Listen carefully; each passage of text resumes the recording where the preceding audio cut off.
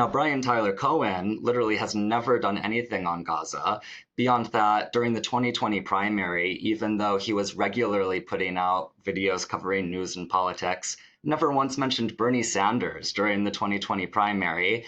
And we see today with this rise of Zohran Mamdani, has Brian Tyler Cohen covered him? No, not at all. But the whole point of these propagandists, or I call them smear artists, is to have the result impact the public, but have their fingerprints not be seen on the product. He said virtually every image that crosses your path on a daily basis, not just the news, but in movies and comedy channels and billboards and things nonprofits put out.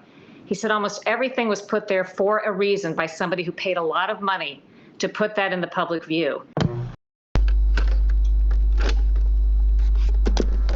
Many of us may have heard of Taylor Lorenz article in Wired regarding Chorus. Okay, so basically the idea here was that Chorus was a billionaire funded or a dark money funded organization that was paying content creators to agree to regulations and restrictions on their content, and in return get the actual stipend a month, which may have been around $8,000 to be the max amount. And this is only the peak of the iceberg. We're not looking at we haven't really uncovered what that could mean. And I think a good analogy could be Jeffrey Epstein, right? So we know about the crimes, we know about the him himself, but the network, I mean, so far it's been release the files, and we still haven't seen them to this day. In regard to Chorus, I think we need to understand the analogy here, because this was a peak at the network. That's what I'm hoping to give insight in terms of with this particular video. Chorus itself is a new nonprofit, right? It was only recently, in terms of December 2024, when, according to their website, they were founded by a group of content creators.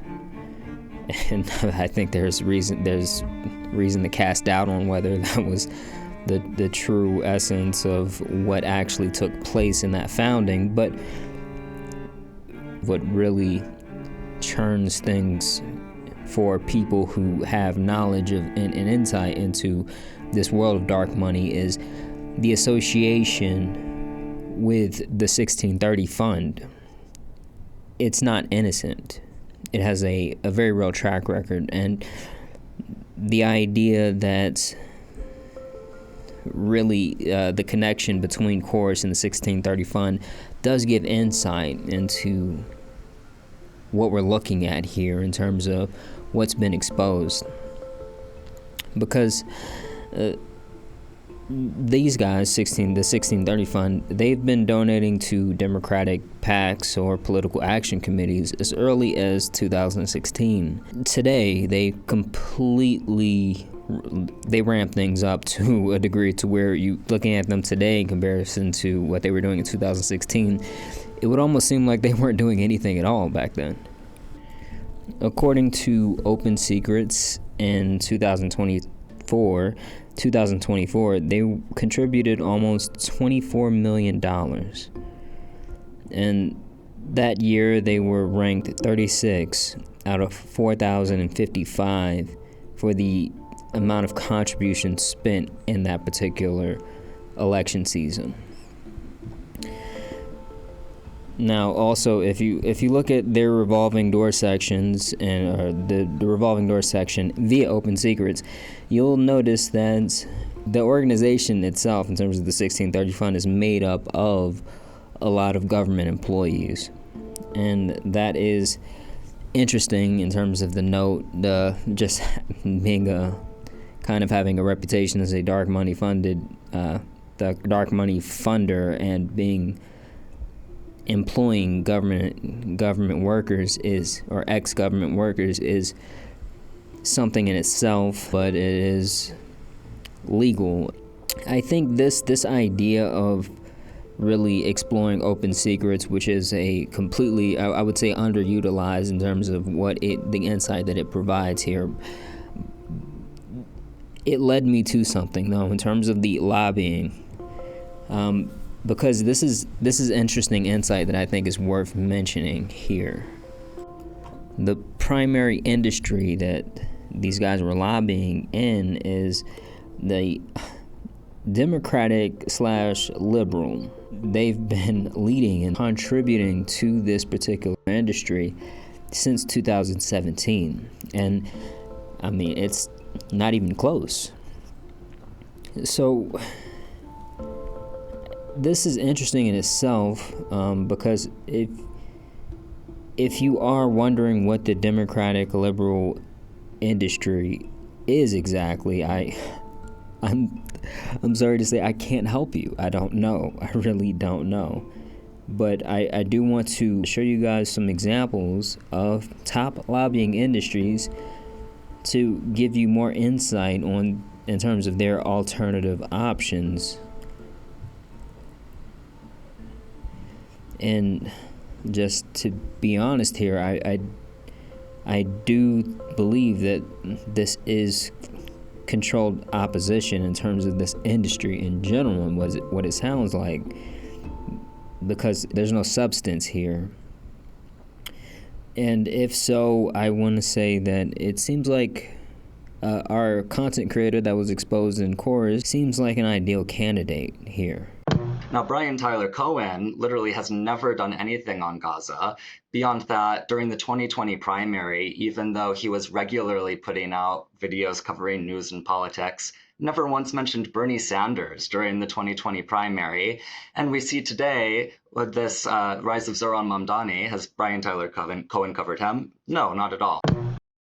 This is controlled opposition, and the ruling class has to be very aggressive in controlling opposition whenever it does come up and come about, because that's where their biggest threat could come from, I'd say. This is, in terms of understanding this idea of the establishment, this is important here because we have to really understand what the establishment is. They want more power for rich people. That's what the establishment wants. With my last evidence board investigation, we talked about how the UN recognized Ghislaine Maxwell as someone who, quote-unquote, owned the oceans. And in that very same meeting, Ghislaine, a child sex trafficker, and basically threatened anyone who didn't approve her plan in this group of world leaders as being voted out of the UN. Invite the person who has been the inspiration behind the Sustainable Oceans Alliance, who really has something called Terramar Project. She controls the oceans around the world. If you were to look up the website, you have the opportunity to buy up parts of the ocean through her. And therefore, I invite my dear friend, Ghislaine Maxwell, to tell us how we can own the oceans. The area of the ocean that I chose to focus on was the high seas, which we've discussed so much here today.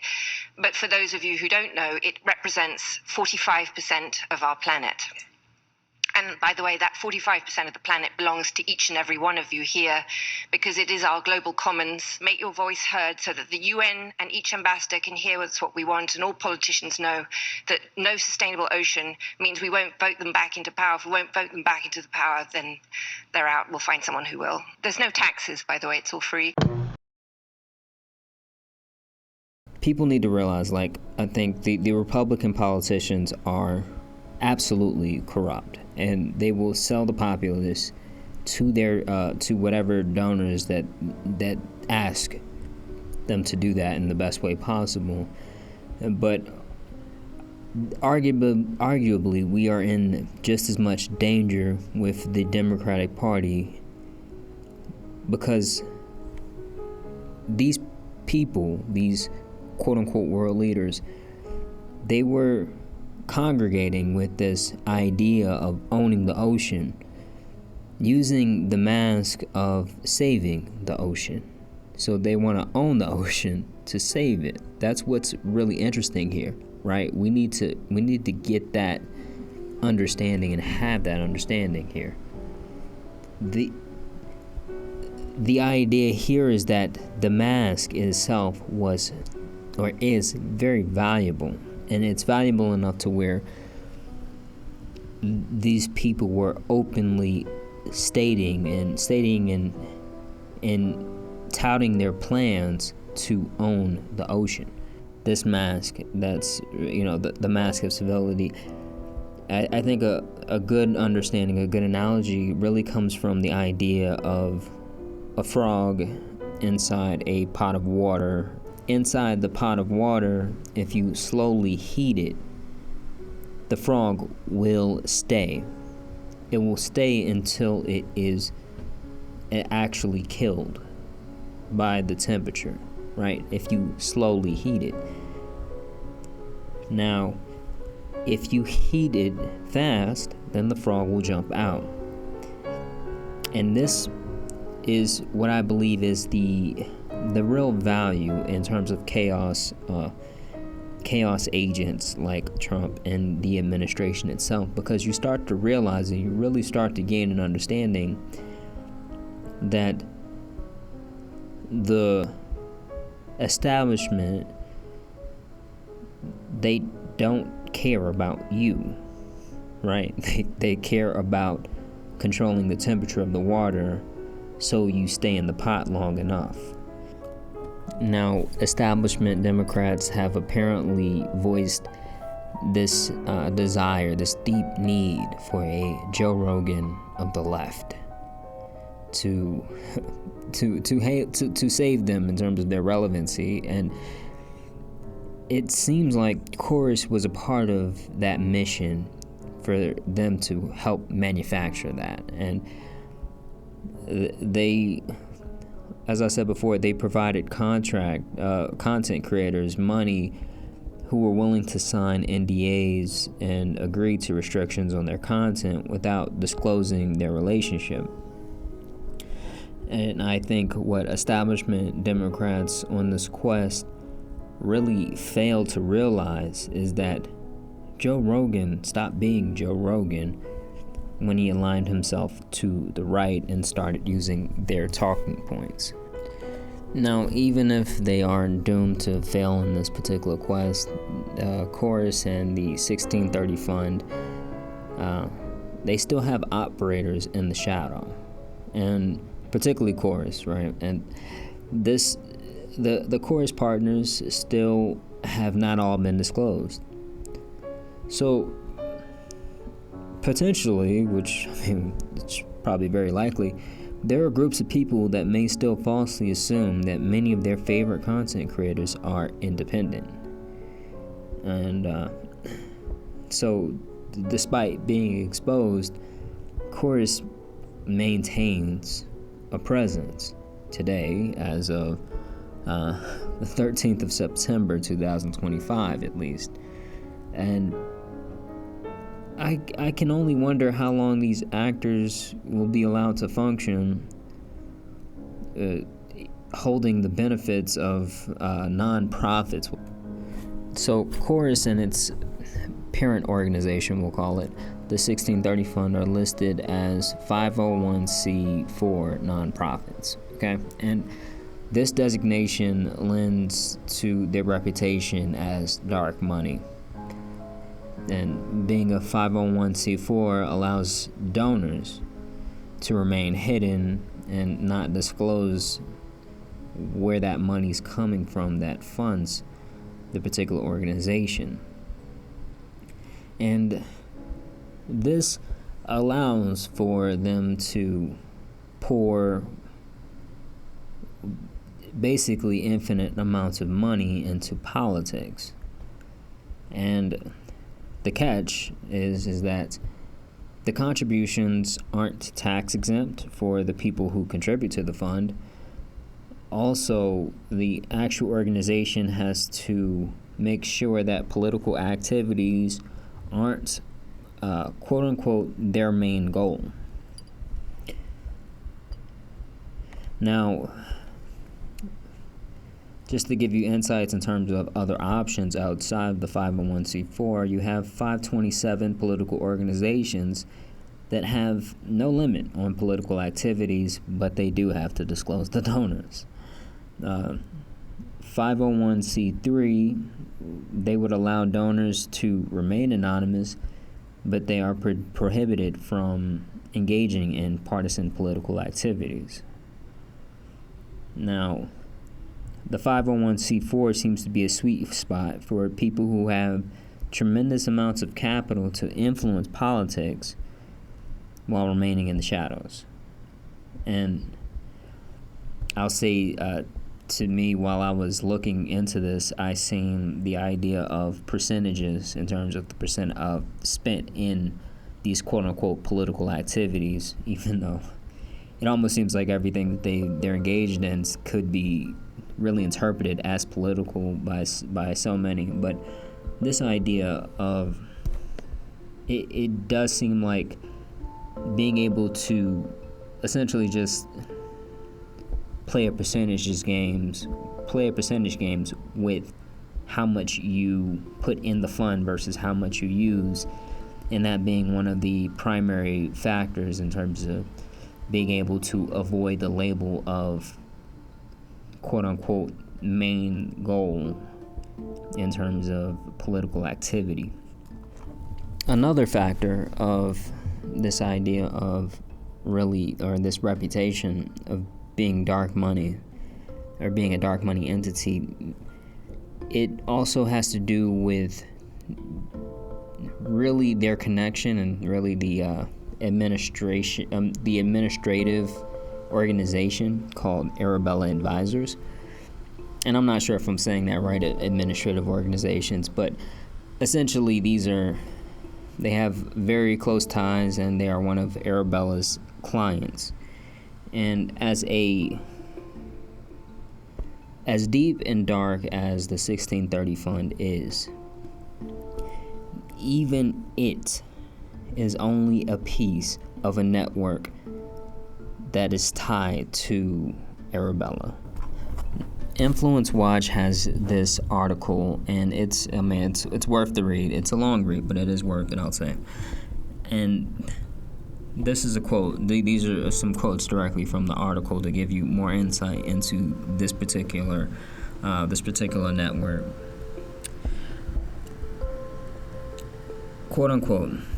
In April 2021, the New York Times criticized Arabella's quote-unquote system of political financing, which often obscures the identities of donors as quote-unquote dark money, calling the network quote-unquote a leading vehicle for it on the left. In May 2021, the New York Times identified 1630 Fund as one of the leading dark money spenders on the left for quietly supporting Democrats with more than $63 million in super PAC donations that hurt Republicans in the 2020 election, as well as helping create and fund dozens of groups, including some that work to block Mr. Trump's nominees and push progressive appointments by Mr. Biden.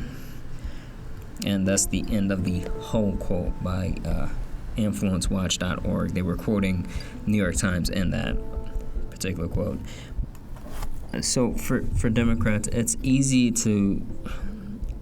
a lot easier to side with billionaires who are against really the ultimate supervillain, Donald Trump, as the narrative kind of paints things now. But I do want to say that it does appear that this could be one of the most useful things about Trump to the deep state.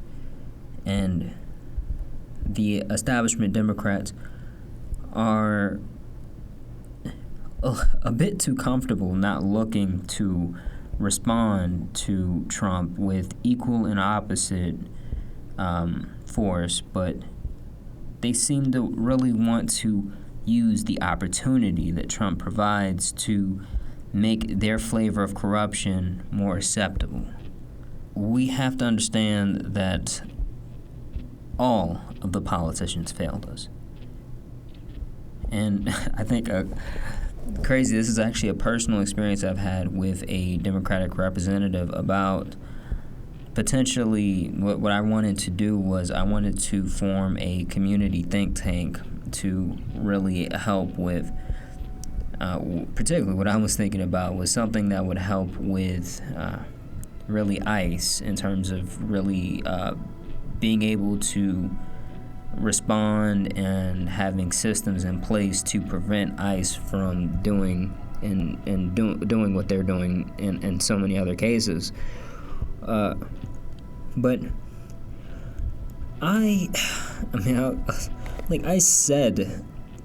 was talking to the gentleman, and I said to him, I was like, hey, we were talking for a while, and, we were talking about something completely unrelated, and then I brought it up because that was the reason for our meeting, and we were kind of like going a bit in the weeds. So I brought it up, and it almost seemed like it made him angry. It made him upset to think about the idea of a community think tank, right? And this is my analysis of things. So he didn't say that he was upset. This guy, he's very animated in terms of talking about how bad Trump is. He's very animated about that. But when I talked about the community think tank, his response, literally his actual, like, the words that came out of his mouth was that basically he would be able to think of something in terms of to essentially propose to the public rather than the public come together to think of responses. And that right there, I stopped meeting with the gentleman after that because it made me, I'll say, upset to that idea of, what he represented in that particular form to me. But that's kind of what it is now, because when it comes down to politicians, we're a society that's constantly at war, right? The reasons why you see when you see a society that has a lot of politicians, the idea is that they recognize that there are going to be differences between them and other entities or other groups of people, and they also realize that violence is not going to be the solution. So in a society that we have that is constantly at war, constantly finding reasons to be at war, a politician's job, their only job, their most important job, is keeping a job. I'm sorry if this comes off as a little bit too much in terms of my actual thoughts and my feelings behind the matter, but I am quite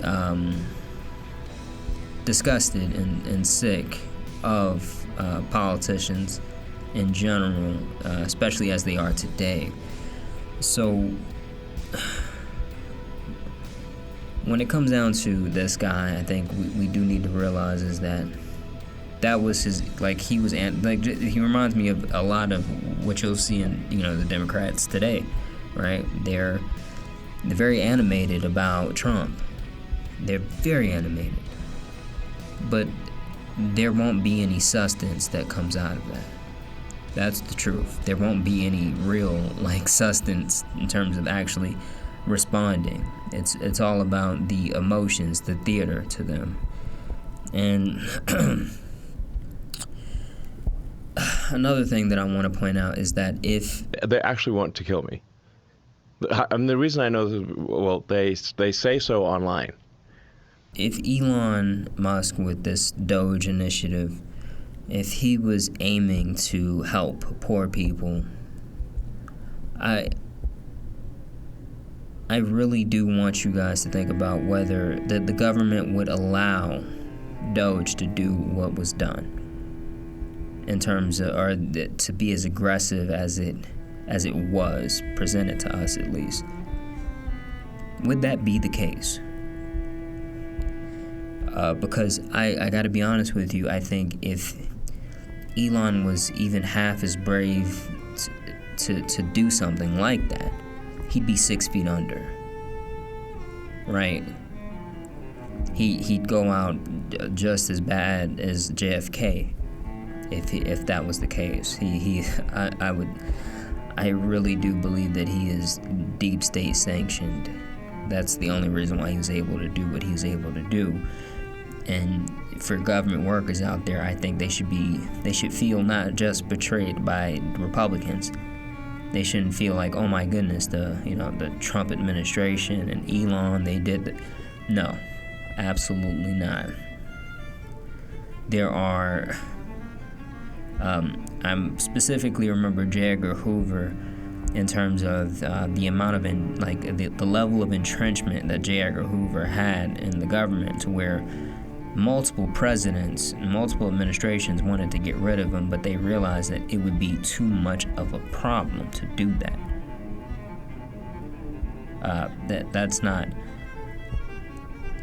like, we don't see that. And when it comes down to this idea of, also I'm thinking about in terms of presidents facing opposition, JFK asked to essentially move a military base away from our quote-unquote enemies, as it was portrayed to us. And rather than actually moving that base, the people in charge decided to ignore and not move any bases.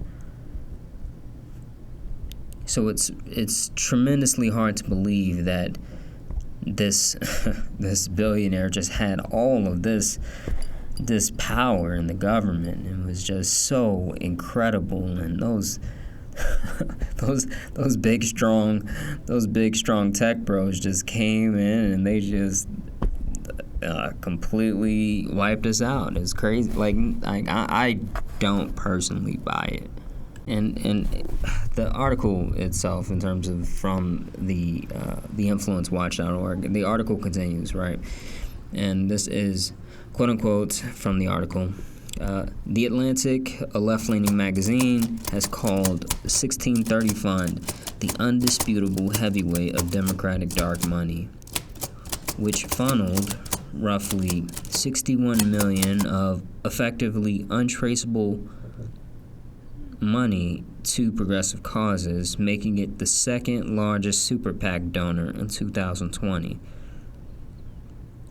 Of Arabella Advisors, The Atlantic noted that the mothership company runs a massive progressive dark money group that you've never heard of. It added, Democrats have quietly pulled ahead of Republicans in untraceable political spending. One group helped make that happen. Arabella and its nonprofit network have been criticized as dark money funders, both for channeling hundreds of millions of dollars to left-wing organizations and for hosting hundreds of pop-up groups, websites designed to look like standalone nonprofits that are really projects of an Arabella-run nonprofit. That's the end of the quote from the article. This core is very much a symptom, and this is important because similar to the CIA, and when they started and they were making tremendous mistakes, this may not happen again, right? This network may approach things very much differently and make up for what they really want to do.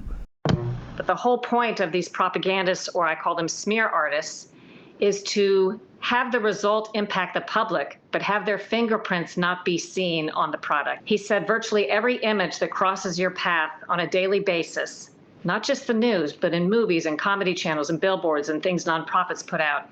He said almost everything was put there for a reason by somebody who paid a lot of money to put that in the public view. Now, although many of us may not have heard about Arabella, these outlets, they have been criticizing Arabella and the 1630 Fund for non-disclosure while noting their enormous anonymous donations. The funny thing is that they are a dark money group, and they were lobbying for a bill that was particularly just contradictory to their very nature as a dark money group, right? And this is another quote from this article. I told you guys, make sure you check it out. It's a very good article, or a very, very informative article. In November 2019, the 1630 Fund hired lobbyist Dana Singiser of Keefe Strategies and former Chief of Staff to Senator Jean Shaheen and Mari Marakeith to lobby in favor of H.R. 1, which is an anti-dark money campaign finance and ethics reform bill. And this is named For the People Act of 2019. This passed the House in 2019, and the bill aims to expand access to voting, create stronger ethics rules for public servants, and combat the influence of money in politics.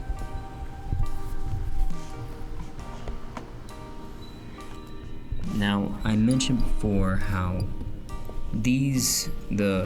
our quote-unquote ruling class, they have to be very aggressive when it comes down to engaging in controlled opposition. And that's because if you allow things to go too far, then they get knocked off the horse very easily.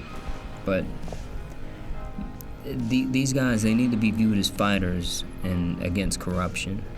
So we only uncover and go so far with what we really probably should be doing. Now, this is another quote from the article. Robert McGuire, research director for the Far Left Citizens for Responsibility and Ethics in Washington, also known as CREW, said of the 1630 Fund in 2021, "Altogether, this is absolutely one of the largest fundraising machines I've ever come across. I am really struggling to think of any other group, especially recently, that could rival it," he added, comparing the amount of money flowing through 1630 Fund to the Koch brothers network at the height of its influence earlier this decade. The Koch brothers are important here because they give insight in terms of what these guys might be trying to essentially match, right? Because the Koch brothers had a network, and that network was essentially to make their initiatives more digestible to more organic causes, or impair it to more organic causes and initiatives in general. And it is insane that they called it the Koch octopus in terms of the book. Jane Meyer has a book on it, and it that really talks about the Koch network. But they were in education, they were in law, they were in, of course, the actual think tanks. I forget what the think tank is called. It's the same think tank that's responsible for Project 2025. But this is what these guys were into. I think particularly this administration, like the Trump administration, the idea of Democrats getting very animated about being anti-Trump while somehow not really providing any substantial responses to Trump. That's what we're talking about here is more space and opportunity for these guys to grow a network, right? The Democratic, right? The Democratic coked octopus. Thank goodness for this particular article, and Taylor Lorenz is reporting on this, but we can't let it go. All right, so this is the last quote from the article. The nonprofit watchdog Open Secrets, published by the Center for Responsive Politics in May 2020 on Arabella's involvement in numerous fake news sites, pouring millions of untraceable dollars into advertisements and other digital content, quote-unquote masquerading as news coverage to influence the 2020 election. Open Secrets identified 5 Facebook pages: Colorado Chronicle, Daily CO, Nevada News Now, Silver State Sentinel, Verified Virginia, that quote-unquote gave the impression of multiple freestanding news outlets, close quote, but are in fact, quote-unquote, nearly fictitious names used by the 1630 Fund, Arabella's 501c4 lobbying nonprofit. These pages published Facebook's political advertisements that favored Democrats and left-wing causes during the 2020 election. After the report was published, a number of these pages were deleted. Chorus is not our goal. Chorus is not the achievement that we want. It is simply a piece of this network. Okay? If you view Chorus as the only thing that needs to be uncovered, then your job is finished. And what I'm telling you is that our job is nowhere near complete with Chorus. It is a very, very real network of tremendous money and influence going behind Chorus and connected to Chorus that we need to uncover. And the same way that we want this and that we're asking and for these release of the Epstein files, this is going to be the same thing on the side of Chorus. What was Chorus related to?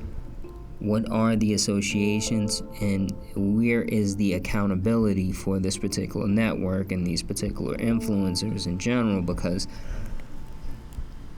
we have to deter this particular idea of money coming into this space of quote unquote independent content creators. And when it came down to Chorus, a really stark find was how Chorus, they created events, and at these events they would take small dollar donations.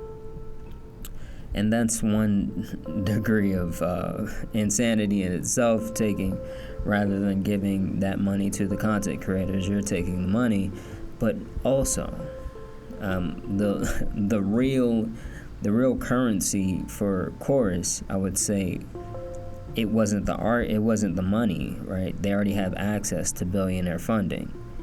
The real currency was the attention, right? The idea that you could essentially play middleman, that was the currency, right? Because once you're known, the idea was to gain reputations for Chorus content creators as being the new form of democratic aligned media. And that is worrisome. That is worrisome when you think about where they were trying to go with things. There's an established interest in creating fake news sites, fake Facebook pages, fake content. We need to really have an understanding of this disease and pull at it the way we need to pull at it, because there aren't, in the future, there may not be nearly as many opportunities to do so, honestly, because these guys, I would say they look like they are gaining a very real hold on this particular this idea of the internet and what the internet is capable of, and how they may need to crack down or respond to what the internet does in general. So Chorus is just the beginning. Chorus is just the tip of the iceberg. And 1630 Fund, as large and as expansive as it is only another piece of this network, right? As we have it in terms of the way we can explain the network, who else is Arabella in bed with? What are they doing? What are their initiatives? And how can we stop this from a systemic point of view, right? We don't need to just root out Arabella. We need to figure out what are they able to exploit to simply gain this, because 501c4 nonprofits, they seem like a very good target. I think I looked up Open Secrets, and there was a list of dark money funders, and I think it was out of like almost 300 entities. It was like, or not 300, about 280 entities or something. I would say like 264 of them were 501c4 nonprofits that were listed as dark money. And that is, it's a problem. It's a very real problem, and we cannot allow this. And we have to, we'll have to roll back a lot more than that, but I mean, in terms of actually like getting money out of politics, but this is something. This is definitely something, and we can't let it end here. We can't let it stop here.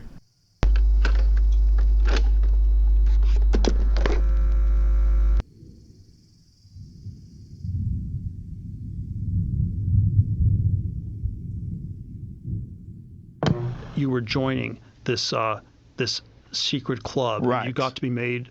You're a made man in the mafia. And you get to do crazy things. No. It's only if we have compromise on you do you get ahead.